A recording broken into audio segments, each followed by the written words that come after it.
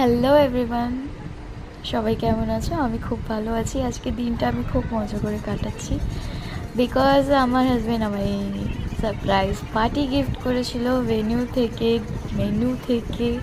Cake থেকে, arrangement থেকে, invitation থেকে সব কিছু ওর সিলেক্ট করা। সো অ্যাপ্রিসিয়েট করি আমি ওকে। ও এতটা বড় হয়ে গেছে বিকজ ওর মধ্যে এই জিনিসগুলো ছিল না কোনো দিনই। আস্তে আস্তে গ্রো আপ হচ্ছে।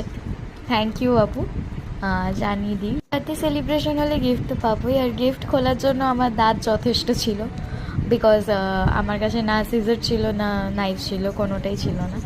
আমার একটা ফার্স্ট রাকের স্টিল চেইন ওয়াচ মানে ও গিফট করে, আর আরও অনেক কিছু গিফট পেয়েছি, ব্যাগ, পারফিউম বেলাভেটার, ক্যান্ডেলও বেলাভেটার পেয়েছি।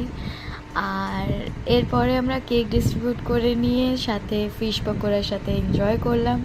তারপরেই এসে গেল আমাদের মেন কোর্স, ফ্রাইড রাইস ছিল উইথ চিকেন কষা।